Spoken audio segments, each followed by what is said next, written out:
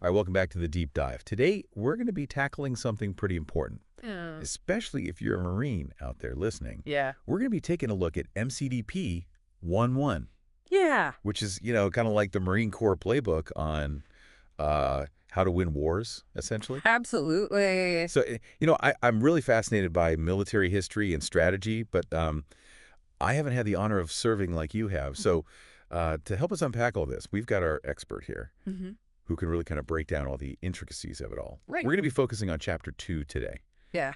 which is all about strategy. Yes. So we're going to really dive deep into how the Marine Corps thinks about achieving its goals, from the national level all the way down to your actions in the field. Absolutely. Well, what I find really interesting is how this chapter actually kicks off with a quote from President John F. Kennedy. And it says, "The United States, as the world knows, will never start a war." And it's a reminder that even though you are training for combat, understanding strategy means looking beyond just military power. It's about economics, diplomacy, politics. It's Right, all yeah. these pieces working together. Yeah, so it's not just about knowing how to fight, but it's about knowing when and why to fight. Exactly. And that's where this concept of ends and means comes in. Strategy's all about connecting those two. What do you want to achieve? And then what actions are you going to take to get there? And think about it. This applies at every level, from national strategy, Yeah. shaping that big picture, Yeah. all the way down to decisions that you make on a mission. Okay, yeah, I'm starting to see how this connects back to my role as a Marine. Like, Yeah. national strategy sets that stage, but my actions on the ground are actually a part of that larger picture. Absolutely. Let's dig a little deeper into national strategy. So it all starts with national interests, the things a nation needs and wants to survive and thrive. Security, economic prosperity, protecting its citizens. These are just a few examples. Now, Chapter 2 actually calls out vital interests as those that are absolutely critical for a nation's survival, the ones they can't compromise on. Yeah, and I'm guessing when those vital interests are threatened, that's where conflict can really come up. You got it. And think about the four main areas that national interests usually fall under. So you got survival, Hmm. political and territorial integrity, economic well-being, and stability.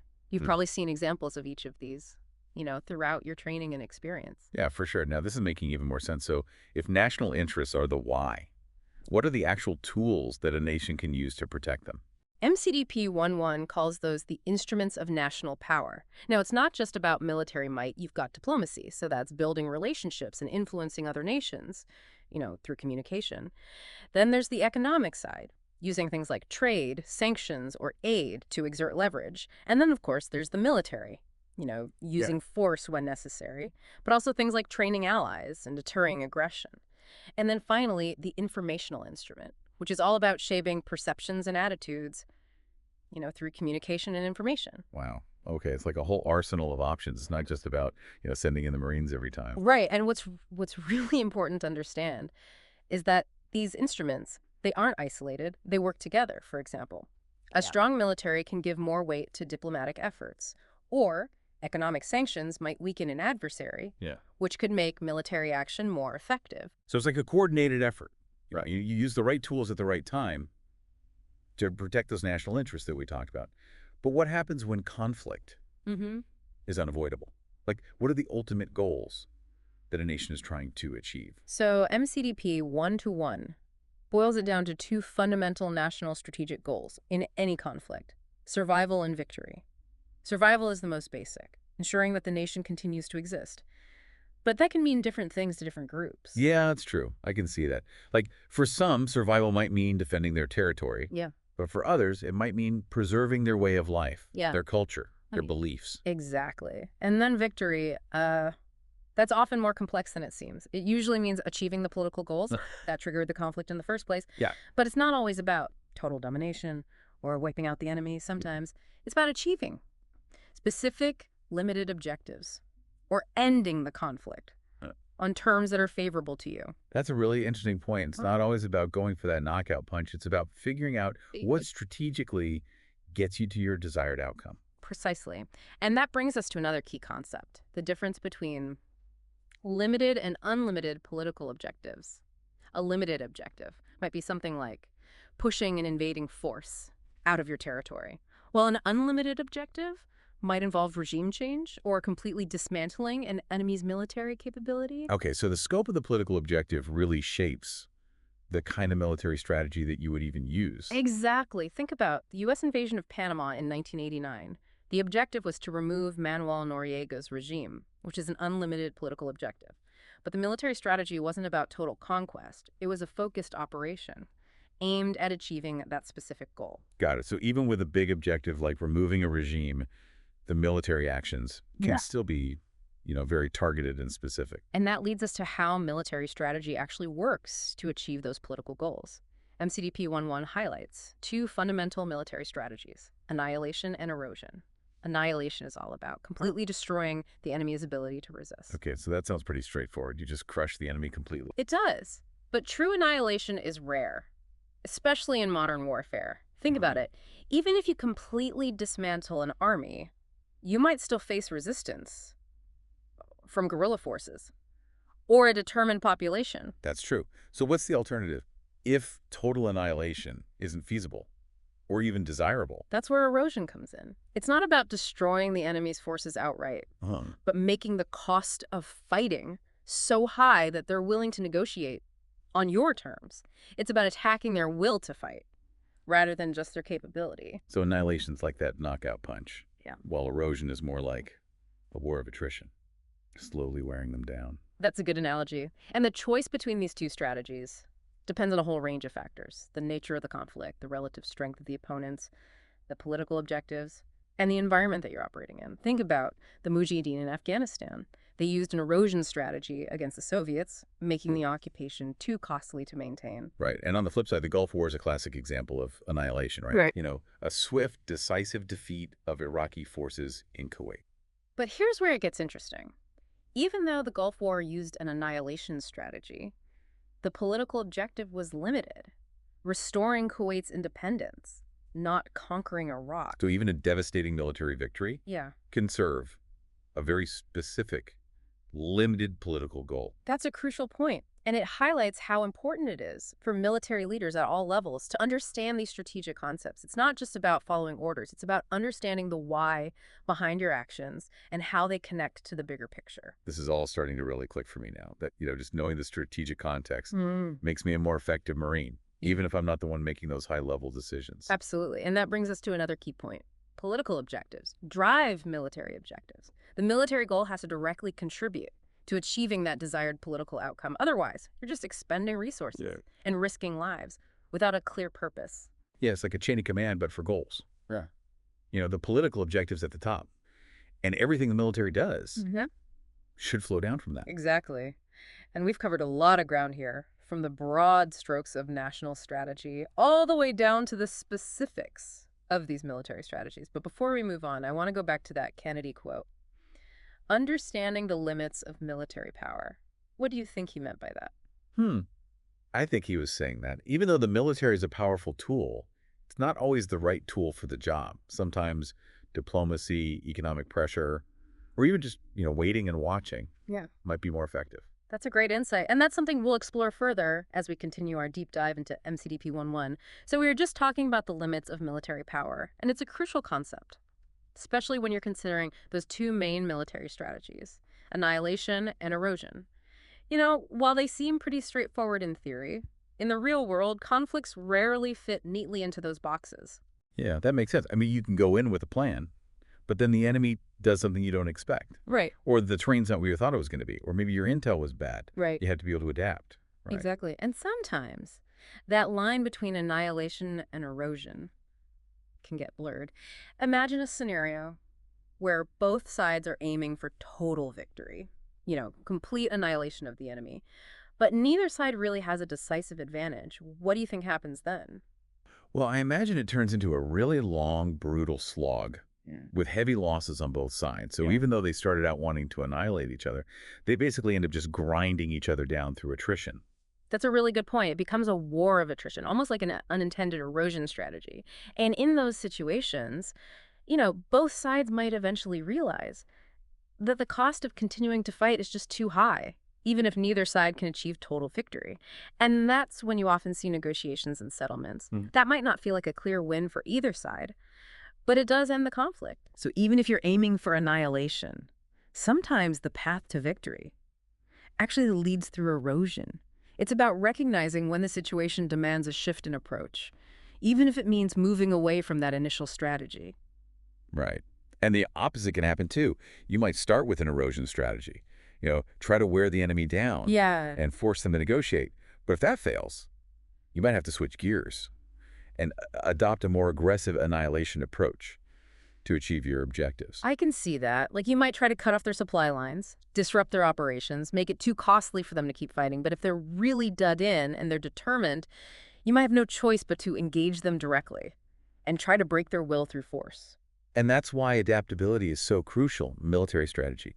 MCDP 1.1 stresses this. You can't just pick a strategy and stick to it no matter what. You have to constantly assess the situation, evaluate your progress, and be prepared to adjust your approach as needed. This is where that concept of ends and means that we've talked about really becomes critical. Yeah, because if your means, your resources, your capabilities, the situation on the ground, those things aren't aligned with your ends, your objectives, then even the best strategy is not going to work. It's like trying to fit a square peg in a round hole, right? Exactly. And it's important to remember that means encompasses a lot more Hmm. than just military force. It's about using all the instruments of national power, diplomatic, economic, informational, in a coordinated and strategic way to achieve those objectives. Okay, so it's not enough to just have a powerful military. You have to be smart about how you use it. And you need to leverage those other tools to maximize your effectiveness. It's almost like, I don't know, like a symphony orchestra. All the different instruments have to work together to create a harmonious outcome. That's a great analogy. And that's something MCDP 1.1 really emphasizes. Military strategy has to be integrated with that broader national strategy. It can't exist in a vacuum. Okay, this is all making a lot more sense now, but let's bring it back down to earth for a second. For the Marine out there listening, what are the key takeaways here? How do you translate these complex strategic concepts into action in the field? I'd say there are three main things to keep in mind. First, always know your mission, but don't stop there. Understand the why behind it. How does your mission contribute to the overall strategic objectives? What are the desired political outcomes? It's about seeing beyond that immediate task and understanding how it fits into the bigger picture. So don't just follow orders blindly. Think critically about how your actions are contributing to those larger goals. Be that strategic thinker. Even at the tactical level. Exactly. The second thing is be adaptable. As we've discussed, things rarely go exactly according to plan in war.